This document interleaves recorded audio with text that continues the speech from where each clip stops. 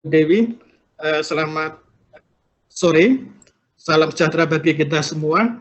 Yang saya hormati Acting Presiden IAIA, kemudian Bapak Ibu yang terhormat, perkenankanlah saya di sini ingin menyampaikan sharing session ya, dan ini merupakan satu kehormatan bagi saya untuk bisa menyampaikan sharing session pada forum yang terhormat ini, di mana para profesional, khususnya di internal auditor, berkumpul di dalam organisasi yang terhormat ini. Kami ingin menyampaikan tentang integritas harus menjadi pilihan. Ini adalah merupakan diskusi kami ketika di komite nominasi, apa sih sebetulnya yang perlu kita sampaikan pada knowledge sharing session ini. Kami ingin menyampaikan bahwa pertama kami awali dari, barangkali ini adalah saya mengambil satu koran lama tentang kisah koin perunggu Khalifah Umar dan integritas pemimpin. Ini adalah merupakan kisah keteladanan yang telah berabad lalu lamanya, tetapi saya kira tidak lekang oleh perkembangan zaman dan masih relevan untuk saat ini. Di mana dalam kisah ini diceritakan bagaimana betapa Khalifah Umar itu terkaget-kaget ketika putranya didapati bermain dengan koin perunggu tidak selayaknya oleh anak-anak lain oleh tetangganya. Nah, disinilah sebetulnya ada satu keteladanan ketika Umar menanyakan uang itu, ternyata dijawab oleh anaknya bahwa itu berasal dari Abu Musa, di mana Abu Musa itu adalah sebagai kepala Baitul Mal yang berfungsi pula sebagai lembaga perbendaharaan negara, yang menyatakan bahwa sebetulnya uang itu adalah satu-satunya uang perunggu yang menurut beliau adalah mungkin kurang berharga dan dibukukan dalam tersendiri tidak efektif, karena yang disimpan, yang dibukukan tersendiri adalah keping emas dan keping perak itu. Nah, hal yang menarik adalah bahwa ternyata Khalifah Umar naik pitam. Dengan berang beliau berkata bahwa tidaklah kulihat anak-anak daripada anakku Umar yang lebih membutuhkan, katanya. Kemudian beliau menyampaikan bahwa sesungguhnya anak seorang prajurit rendahan yang berjuang melawan pasukan Romawi di garis depan jauh lebih mulia dibandingkan anak Umar, seorang khalifah yang hanya memerintahkan tentaranya berperang dari kamar tidurnya. Ini adalah saya kira cerita yang patut kita teladani dalam kondisi kita bagaimana membangun bangsa ini. Kalau dari beberapa pengertian integritas, tentu Bapak Ibu sudah sangat paham sekali bagaimana integritas dimaknai sebagai antara satunya ucapan dan tindakan, kemudian juga integritas adalah melakukan hal benar walaupun tidak ada yang melihat. Hal yang barangkali perlu kami sampaikan di sini, kami mengutip apa yang ada di dalam KPK, bahwa integritas adalah bertindak secara konsisten antara apa yang dikatakan dengan tingkah lakunya sesuai dengan nilai-nilai yang dianut, apakah itu kode etik, nilai masyarakat, atau moral pribadi. Menurut KBBI, integritas adalah suatu mutu, sifat, atau keadaan yang menunjukkan kesatuan yang utuh sehingga memiliki potensi dan kemampuan yang memancarkan kewibawaan. Saya ingat kata Bu Sumiati bahwa integritas adalah emas. Integritas merupakan prasyarat mendasar bagi individu dalam menjalankan tugas dan fungsi yang telah dimandatkan kepadanya. Ketika integritas belum terbentuk, maka seorang individu akan cenderung untuk bertindak melawan tujuan dan kewajiban untuk mencapai kepentingan atau keuntungan pribadi. Integritas dimaknai juga bahwa seorang individu memiliki integritas jika ia bekerja dengan kompeten dan jujur. Sebuah proses memiliki integritas jika fungsinya dapat berkontribusi terhadap kelancaran sebuah sistem yang lebih besar. Kemudian juga sebuah sistem memiliki integritas jika dapat mencegah dan menutup kemungkinan akan hadirnya berbagai penyimpangan. Bagaimana integritas ini kemudian dibangun di sektor publik. Nilai integritas penyelenggara negara akan sangat berpengaruh terhadap kepercayaan publik terhadap kinerja yang dilakukannya. Oleh karena itu dalam konteks reformasi birokrasi, maka seluruh institusi terutama di pemerintahan itu senantiasa mengembangkan budaya organisasi di masing-masing organisasinya, dan integritas adalah merupakan salah satu pilihan atau barangkali menjadi wajib pilihan dalam membangun nilai di organisasinya. Biasanya internalisasi budaya integritas ke dalam nilai organisasi adalah merupakan langkah awal untuk membangun institusi publik yang berintegritas. Biasanya di sini masing-masing kementerian memiliki cara tersendiri bagaimana membangun komitmen bersama untuk menyudahi atau memberhentikan hal-hal buruk, kemudian bagaimana langkah ke depan untuk hal-hal yang baik yang kemudian dikonversikan ke dalam satu norma dalam budaya-budaya integritas yang biasanya diformalkan ke dalam bentuk peraturan atau kode etik dan aturan perilaku, yang tentunya kode etik aturan perilaku itu dapat dikuantitatifkan sehingga ketika ada pelanggaran itu bisa dilakukan atau dikenai sanksi yang jelas. Penanaman budaya integritas akan secara sistematis mendorong pelaksanaan tugas dan fungsi yang efektif dan hasil kinerja yang juga berintegritas. Dengan kinerja sektor publik yang berintegritas, maka kepercayaan masyarakat terhadap organisasi pemerintahan pun juga akan meningkat. Kemudian hal menarik barangkali yang secara sederhana kami lakukan, apakah integritas itu sudah menjadi pilihan di institusi?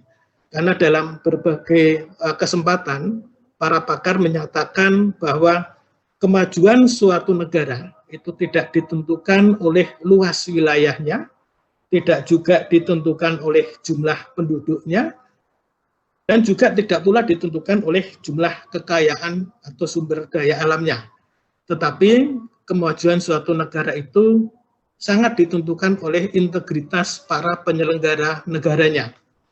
Nah, kalau kita melihat secara sederhana, kami mencoba untuk mengumpulkan data di seluruh institusi. Kami mendapatkan 135 institusi melalui halaman web dari website, di mana dari 135 institusi tadi, 39 instansi yang nilai-nilai organisasinya tidak dapat diidentifikasi melalui halaman web yang bersangkutan. Artinya 39 ini kami tidak menemukan nilai-nilai organisasi. Kemudian dari total selebihnya 96 instansi yang nilai-nilai organisasinya dapat diidentifikasi, kami menemukan 59 instansi atau institusi yang mencantumkan integritas atau kejujuran sebagai salah satu dari nilai organisasinya. Nah, ketika kita berbicara penyelenggara negara, maka kami mencoba untuk bagaimana sih integritas ini menjadi nilai yang seharusnya diterapkan di suatu institusi. Kami golongkan ke dalam empat klaster. Yang pertama adalah di kementerian lembaga. Di kementerian lembaga ini dari yang kami temukan bahwa 36 dari instansi ini memiliki atau mengusung nilai organisasinya adalah integritas. Sementara 14 itu tidak ada nilai integritas yang diusung, kemudian atau belum ya, dan 15 tidak teridentifikasi. Kemudian untuk di provinsi, karena ini provinsi hanya 34, maka kami mencoba untuk seluruhnya kami lihat, dan kami tidak menemukan di 24 provinsi itu nilai-nilai organisasinya. Sementara 10 yang diidentifikasi nilai organisasinya, dua provinsi mencantumkan nilai integritas sebagai budaya atau nilai di provinsinya. Sementara 8 tidak mencantumkan atau belum mencantumkan.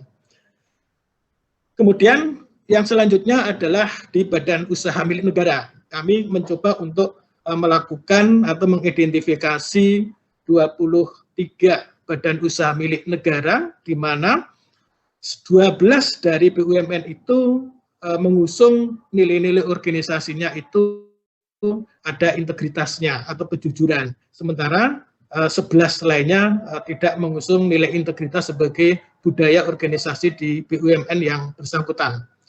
Kemudian terakhir pilar dalam saya kira juga penyelenggaraan negara adalah di swasta. Di swasta ini kami hanya mencoba melihat 10 perusahaan swasta, di mana satu perusahaan swasta memang tidak teridentifikasi nilai organisasinya, sementara 6 perusahaan ini mengusung integritas sebagai nilai organisasi di perusahaan tersebut, dan 3 perusahaan memang tidak atau belum mengusung integritas sebagai pilihan dalam budaya kerja di lingkungan perusahaannya.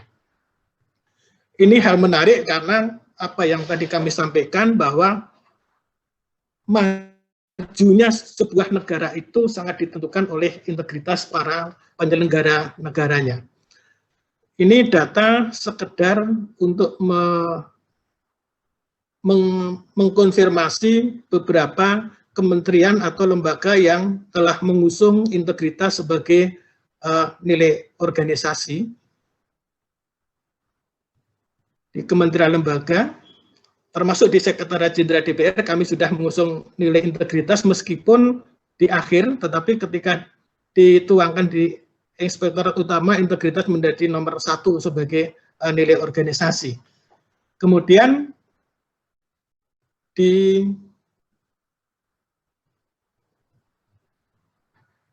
BUMN, ini ada 12 tadi yang kami sampaikan yang mengusung nilai organisasinya, sementara selebihnya tidak ada mencantumkan integritas sebagai nilai-nilai organisasi di BUMN tersebut. Kemudian di provinsi, hanya 2 provinsi yang kami dapati, yaitu Provinsi Riau dan Provinsi Sulawesi Barat. Selebihnya tidak teridentifikasi dan juga tidak mengusung nilai integritas sebagai budaya organisasinya. Kemudian yang terakhir adalah di sektor swasta, ini ada 6 yang sudah mengusung nilai integritas sebagai budaya organisasinya. Dan terakhir, kami ingin mengutip apa yang telah disampaikan oleh para pendahulu kita, oleh Pak Baharudin Lopa almarhum. Beliau menyampaikan bahwa banyak yang salah jalan, tapi merasa tenang karena banyak teman yang sama-sama salah. Beranilah menjadi benar meskipun sendirian. Ini makna yang sangat mendalam, yang kadang-kadang kami sendiri merasakan ketika mau benar kok cuma sedikit atau sendirian, sehingga kadang-kadang terasing juga nih. Kemudian yang kedua adalah dari Dr. Muhammad Hatta. Beliau menyampaikan bahwa kurang cerdas dapat diperbaiki dengan belajar, kurang cakap dapat dihilangkan dengan pengalaman, namun tidak jujur itu adalah sulit diperbaiki. Nilai kejujuran adalah merupakan hal yang tidak bisa ditawar dalam penyelenggaraan pemerintahan maupun negara. Dan yang terakhir dari Kiai Haji Ahmad Dahlan, yang biasa memang 3 hal ini yang selalu kami usung di berbagai kesempatan, adalah biasakan yang benar, bukan membenarkan yang biasa. Mungkin demikian sedikit sharing session dari saya, dan kurang lebihnya mohon maaf, waktu kami kembalikan kepada saudara pengacara. Terima kasih. Assalamualaikum warahmatullahi wabarakatuh.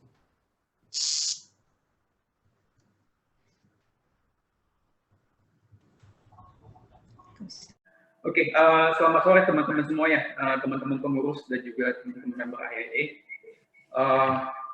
Selamat juga untuk teman-teman pengurus yang baru yang telah terpilih. Mungkin kalau sharingnya sih nggak terlalu banyak sore ini gitu ya. Jadi awalnya nih mungkin kita mesti ngerti dulu dari sisi digital environment gitu ya. Triggernya itu apa aja ya. Nah kalau dari sisi digital environment yang saya pernah lihat gitu ya, pasti ada 4 hal yang utama nih. Yang pertama itu adanya dari sisi cost efficiency yang mendorong terjadinya suatu digital environment. Terus juga adanya cost centricity, customer centricity, ya. Jadi di mana semua produk ataupun jasa itu lebih fokus ke customer. Ya, semua produk dan jasa itu di-expect bisa lebih melayani customer lebih baik lagi. Dan faktor lainnya yang menurut saya cukup penting juga adalah growth. Ya, growth ini dalam pengertian adalah population growth. Ya, kita melihat adanya shifting dari kita yang kita kenal adanya generasi baby boomers, X, Y, sampai dengan yang terakhir adalah millennials. Yang sekarang juga ada millennials. Ya, nanti kita akan lihat lebih detail lagi. Juga yang kita nggak bisa pungkiri adalah adanya competition, adanya brand proliferation. Ya, di mana brand-brand yang sudah ada secara competition, mereka membuat brand lain lagi yang sejenis, yang otomatis membuat perusahaan kita itu nggak signifikan ataupun nggak kompetitif lagi, sehingga kita harus move ke digital agar bisa tetap kompetitif. Ya. Nah, kalau dari sisi audit coverage gitu ya, biasanya kita akan pecah menjadi organization and people. Ya, di sini adalah bagaimana organisasi itu dibuat, bagaimana posisinya, critical positionnya, dan juga stakeholder-nya, ya, which is ini lebih ke arah management ataupun auditinya. Terus dari sisi infrastruktur, pengertian infrastruktur ini lebih ke arah apakah SOP-nya, juknisnya, dan juga sistem yang mendukung proses bisnisnya itu udah cukup proper. Ya, yang keempat adalah tentunya prosesnya itu sendiri. Apakah secara bisnis proses sudah mendukung governance, risk management, dan internal control yang baik. Nah, nanti kita akan bahas dari 4 ini, mungkin yang akan lebih heavy adalah di poin ketiga dan poin keempat. Ya. Nah, kalau dari sisi organization and people gitu ya, kalau yang saya dari pengalaman yang saya lihat gitu ya, ada 3 hal yang utamanya. Pertama itu adalah population growth yang tadi kita sempat singgung sedikit gitu ya. Adanya shifting dari boomers, X, Y, Z, dan juga baik internal maupun eksternal. Pengertian internal itu lebih ke arah tim kita sendiri, ataupun eksternal itu lebih ke arah stakeholder ataupun audit klien. Ya. Nah, dengan adanya digital ini dan menangani shifting population growth ini, jadi kalau kita menyikapinya harus seperti apa gitu ya. Kalau dari sisi kita gitu ya di BTPN, kita melihatnya itu kita harus pertama lebih ke arah prepare the homework gitu ya. Jadi pada saat kita mau berdiskusi dan lain sebagainya, kita sudah harus tahu dulu besarannya itu seperti apa. Terutama jika kita berhadapan dengan generasi yang baru nih, millennials, gitu ya. Yang kedua juga yang kita lihat itu adalah theory of leadership, ya pasti teman-teman udah tahu. Jadi setiap orang itu memiliki karakter yang berbeda-beda.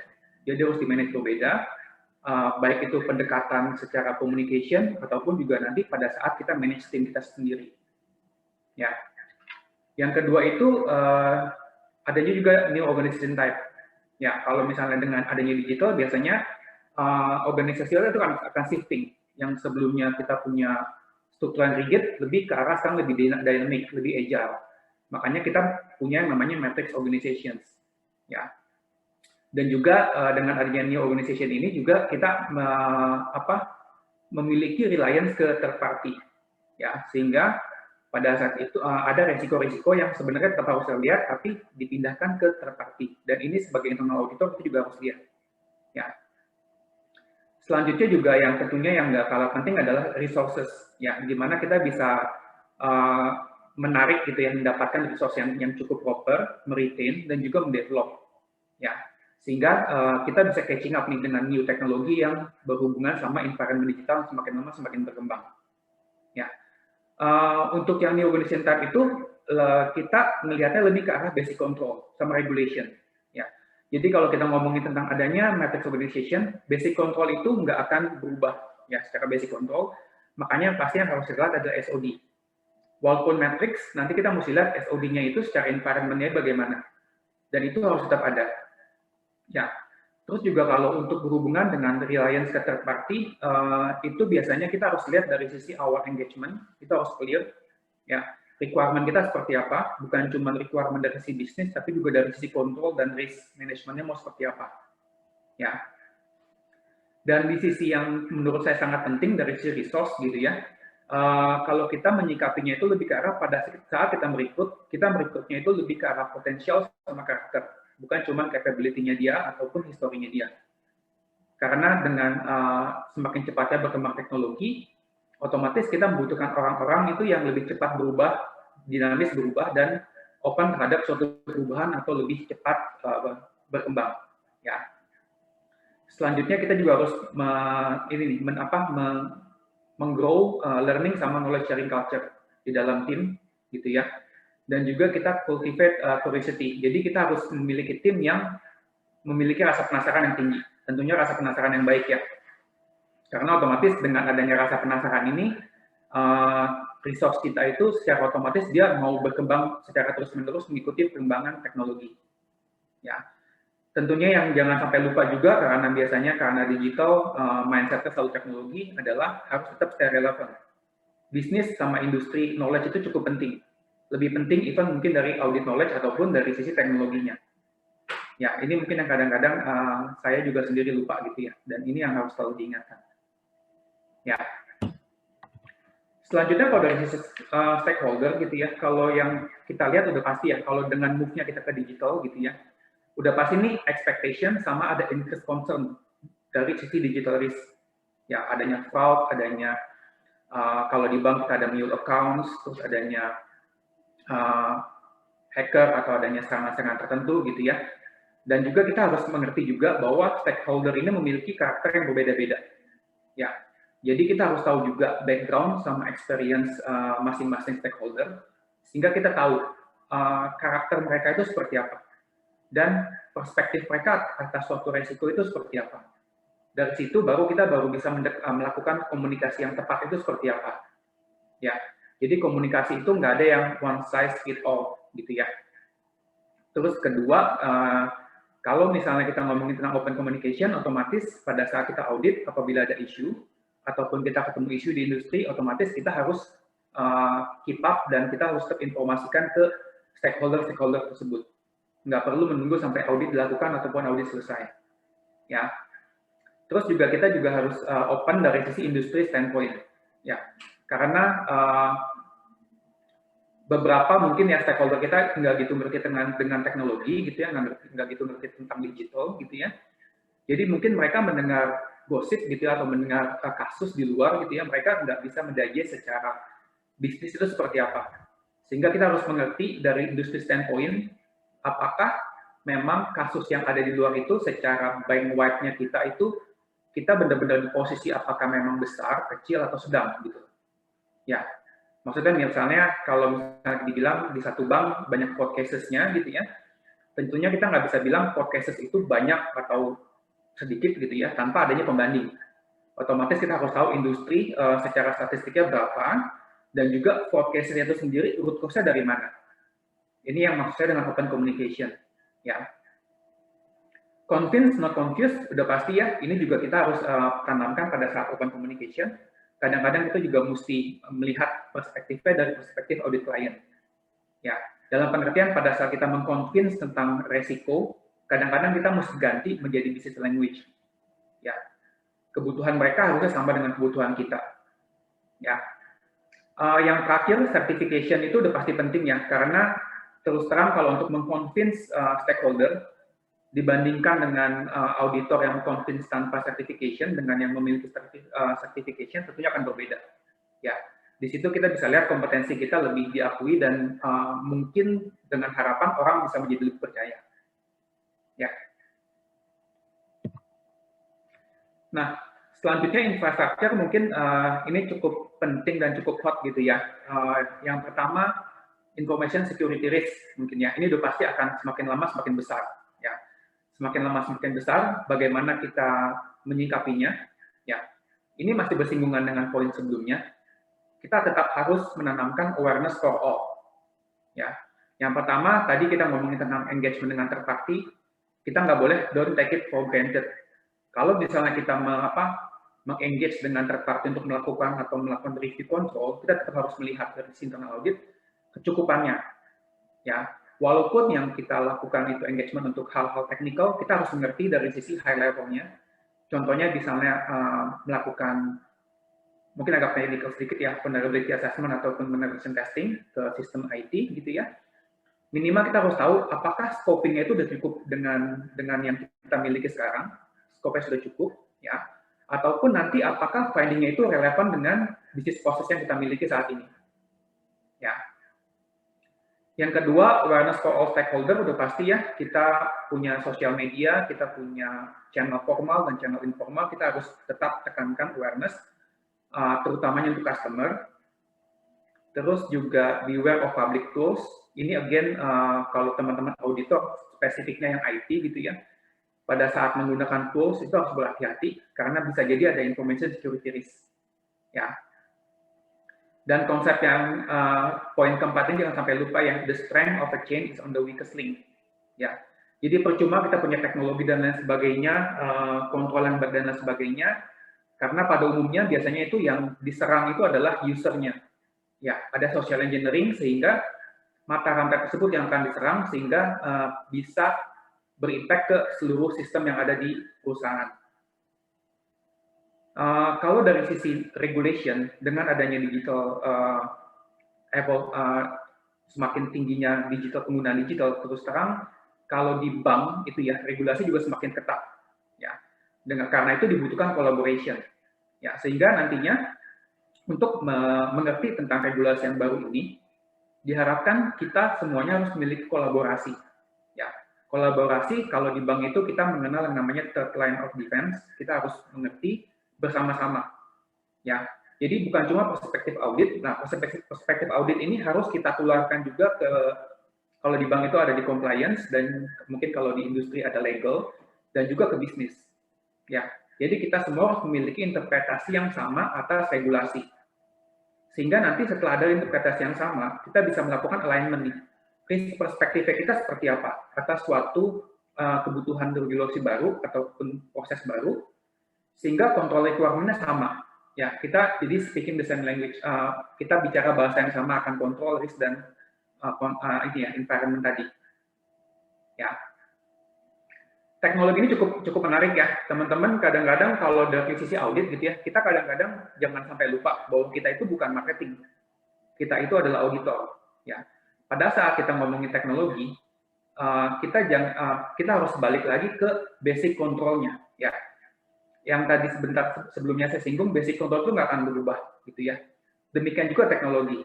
Ya, teknologi itu saat ini ada, itu sebenarnya bukan sesuatu yang baru. Ya, karena sebenarnya karena teknologi hardware suatu sistem IT itu semakin murah, ya, sehingga pengolahan data itu bisa dilakukan lebih cepat. Sehingga dilakukan lebih cepat, maka ada term-term baru nih, ada big data, ada blockchain, ada robotik, ada dashboard, ada machine learning, dan sebagainya. Ya, kalau misalnya kita balik nih ke zaman dulu mungkin ya, big data dengan dashboard gitu ya, itu sebenarnya kita punya yang namanya, kalau teman-teman ingat, kita punya executive information system, which is itu adalah the same thing. Ya, tapi saat ini, karena adanya teknologi yang memungkinkan untuk diproses secara cepat dan secara masif, makanya bisa disebut sebagai big data dengan juga dashboard reporting. Nah, basic controlnya tetap sama, ya. Basic control tetap sama. Kalau big data contohnya kita mengambil dari beberapa source, berarti dari data integrity-nya harus dijaga pada saat ada conversion, gitu ya. Sama ya, kalau blockchain, gitu ya. Blockchain juga kan berarti kita distributed ledger, gitu ya. Jangan lupa distributed ledger nanti kalau misalnya biasanya penerapannya di industri, itu biasanya kita akan ada yang kenal namanya implementasinya adalah private blockchain. Nah, once itu menjadi suatu private blockchain, itu sebenarnya akan mirip manajemennya dan juga basic controlnya dengan cloud as services. Ya, karena itu ada yang manage, bukan lagi distributed seperti cryptocurrency. Itu yang kita sebagai auditor harus mengerti, basic controlnya ada di mana. Ya, nah, term yang cukup in saat ini juga robotik. Ya, what is robotik gitu loh? Simply robotik itu kalau menurut saya ya simply itu adalah, kalau di Excel itu adalah makro, sesuatu yang di-automate. Kalau di database kita punya suatu prosedur, itu adalah hal yang sama gitu. Ya, itu adalah term-term yang harusnya kita lihat, sehingga basic control sebenarnya sama. Ya, machine learning juga sama ya. Machine learning itu apa? Basic konsep dari machine learning adalah statistik, predictive analytics dari statistik. Ya, jadi itu juga sama dan memiliki basic control yang sama yang harus dicek. Ya, jadi kita mesti understand bahwa basic control itu nggak akan berubah, kita harus identify, mungkin titiknya berubah ada di mana. Tapi kita harus tahu bahwa itu nggak akan berubah dan nggak bisa dihilangkan. Itu harus ada. Ya. Selanjutnya yang terakhir itu lebih ke arah prosesnya, gitu ya. Kalau proses itu kita punya ada yang namanya data analytics, continuous audit yang lagi saat ini sering diulang-ulang gitu ya, lagi termnya lagi oke gitu ya. Terus juga new methodology, ya. Mungkin teman-teman juga dengar kalau di dunia IT ada agile, DevSecOps dan lain sebagainya, gitu ya. Terus juga ada shifting control dan manual ke automated, gitu ya. Again, konsep-konsep ini sama dengan teknologi tadi, gitu ya. Kita harus mengerti itu konsepnya sebagai auditor. Kita harus mengerti konsepnya dulu sebelum teknologinya. Ya. Yang kedua yang kita harus equip diri kita adalah basic regulation-nya itu apa, yang applicable. Baru kita identify basic control-nya ada di mana, gitu ya. Selanjutnya kalau kita udah ngerti basic control-nya, kita cari basic control-nya di mana. Terus kita cari tuh tools untuk melakukan metodologi ini, tools-nya itu yang involved itu apa aja. Sehingga bisa jadi contohnya agile, misalnya apa? Kalau agile metodologi, misalnya kita menggunakan tools Jira gitu ya. Nah ternyata mungkin Jira-nya itu buat dokumentasi aja, bukan buat kontrol. Berarti kita mesti drill down lagi. Mungkin ada tools lain yang sebenarnya kontrol itu benar-benar ada, dan itu yang harus kita cek. Ya, jadi konsepnya sama besarannya kita harus ngerti secara total. Yang terakhir ini juga cukup penting ya, teman-teman kalau teman-teman di dunia IT auditor gitu ya, jangan sampai apa ya confused atau terkecoh sama teman-teman IT gitu ya. Metodologi itu nggak boleh di pick dan choose gitu ya. Contohnya kalau DevSecOps gitu ya, nggak bisa yang namanya, oke, kita implementasinya dari sini sampai sini dulu. Tapi kita maunya otomatis dari development sampai deployment itu otomatis. Itu nggak bisa ya. Kalau misalnya kita ngomongin metodologi, itu metodologi harus satu mata rantai. Ya, karena tadi balik ke penjelasan sebelumnya, bisa jadi basic control-nya itu ada di poin-poin yang di-skip oleh teman-teman IT. Jadi itu yang harus juga diingat. Ya, jadi lebih ke arah konsepnya harus mengerti dulu, baru dilihat titik-titik di mana kontrol itu diimplementasikan itu ada di mana. Ya, saya rasa sih sharing saya cuma di situ aja gitu ya, karena juga waktunya cukup mepet. Kalau ada pertanyaan, silakan teman-teman, atau terima kasih atas waktunya.